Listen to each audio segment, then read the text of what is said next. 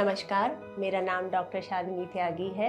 मैं बच्चों की डॉक्टर पीडियाट्रिशियन हूँ। मेट्रो अस्पताल सेक्टर 11 की हेड ऑफ डिपार्टमेंट हूँ।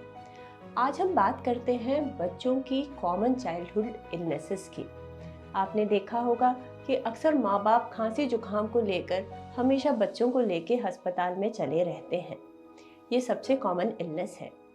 एक बात समझिए, छोटे बच्चों का साल में 3 से 4 बार खांसी जुकाम हो जाना सामान्य है, क्योंकि उनमें पूरी इम्यूनिटी तो बनी नहीं है और एक्सपोजर बहुत ज़्यादा है। चीज़ें मुंह में डालते हैं, हमारे पास बहुत आते हैं, हमारे नाक मुंह से उनको इन्फेक्शन जा सकती है। बड़ा बच्चा जो स्कूल से इन्फेक्शन लेके आता है, वो छोटे को तो इन्फेक्ट कर ही देता है। खांसी होते ही, छूटते ही कफ सिरप का इस्तेमाल अच्छी बात नहीं।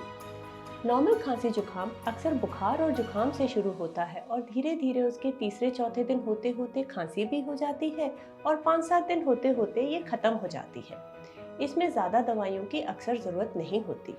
सलाइन के नोज ड्रॉप डाल देने से, पैरासिटामॉल ताकि उसका सिरदर्द बुखार कंट्रोल रहे, स्टीम देना, होम रेमेडीज जैसे गुनगुने पानी में शहद, हल्दी, तुलसी का इस्तेमाल ताकि उसका गला साफ रहे, अक्सर फ़ायदा देता है।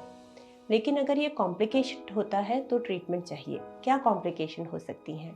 ईयर इन्फेक्शन, छोटी सी ट्यूब है नाक से कान को ज्वाइन करने वाली बच्चों में, बड़ों में टेढ़ी मेढ़ी और लंबी होती है। तो ईयर इन्फेक्शन कभी कभी बच्चों को हो जाता है।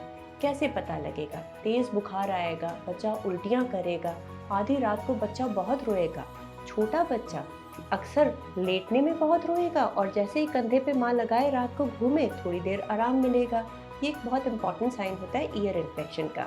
ट्रीट न करने पे कान बह भी जाता है और रिपीटेड ईयर इन्फेक्शन बच्चों के कान के स्वास्थ्य के लिए अच्छे नहीं होते। प्रिवेंट करने के लिए जोर से नोजी ब्लो ना करें, स्मोक एक्सपोजर न हो बच्चे को, और स्विमिंग डाइविंग करने से भी ये बढ़ सकता है। और छोटे बच्चे अगर लेट कर बोतल से दूध पिए तो प्रेशर से कान में इन्फेक्शन जाता है। दूसरा कॉम्प्लिकेशन है निमोनिया। अगर ये छाती में जाता है, तेज बुखार, दूध नहीं पीना, खाना न खाना, सांस फूलना, बहुत डल होना, ये निमोनिया का साइन है। इसमें डॉक्टर पे ज़रूर जाइए। और तीसरा है रेस्पिरेटरी एलर्जीज। पोल्यूशन के चलते रेस्पिरेटरी एलर्जीज स्पेशली एनसीआर के बच्चों में बढ़ती जा रही है। तो अगर खांसी लंबी चलती है, बिना बुखार की चलती है, सांस फूलती है, भागने दौड़ने से खांसता है बच्चा, उसे छींकें आ रही हैं, नाक खुजला रहा है, आँख खुजला रहा है, तो ये सब अंडरलाइंग एलर्जीज का साइन है। इसका प्रॉपर डायग्नोसिस, प्रॉपर ट्रीटमेंट चाहिए। हम कमरे में धुआं बिल्कुल ना हो, धूप बत्ती, अगरबत्ती और सिगरेट स्मोक कमरे में सीलन ना हो, अच्छा प्रकाश वाला और हवादार कमरा हो। ऐसा करने से एलर्जीज थोड़ी कम रहेंगी। इसके अलावा साइनस में जाना और बहुत सारी और टॉन्सिल्स हो जाना कॉम्प्लिकेशन हो सकती हैं। फिर आते हैं हम स्टमक इन्फेक्शन पे। डायरियल डिजीजेस, बच्चे चीज़ें, दांत आते हैं तो दांत खुजली मिटाने के लिए हाथ मुंह में डालते हैं। जो हाथ में आता है मुंह में डाल के उसे अपने आप को कंफर्ट करने की कोशिश करते हैं। ऐसा करने में कुछ सारे कीटाणु चले जाते हैं और उनको स्टमक इन्फेक्शन हो जाती है। उल्टी दस्त हो जाती है। उल्टी दस्त की एकमात्र बहुत इम्पॉर्टेंट ट्रीटमेंट होती है ORS का घोल।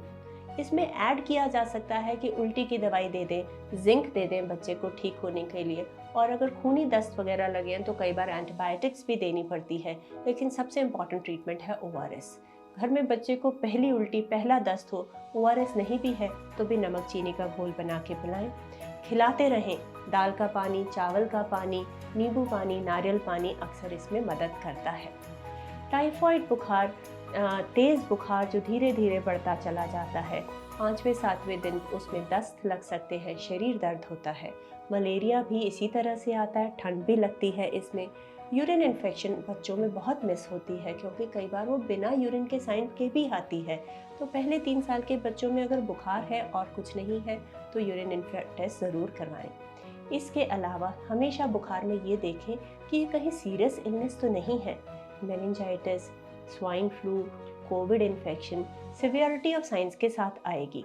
तो ये देखिए कि बच्चा आपका कॉन्शियस है, अलर्ट है, बहुत डल नहीं हो रहा, 1, थोड़ा बहुत खा पी रहा है, 2, सांस ठीक चल रही है, 3, पेशाब खुल के हो रहा है 4 और शरीर में बहुत सारे रैशेस नहीं हो रहे हो 5, अगर ये 5 लक्षण नहीं है तो हमारा बच्चा कोई बड़ी सीरियस बीमारी से गुजर नहीं रहा है।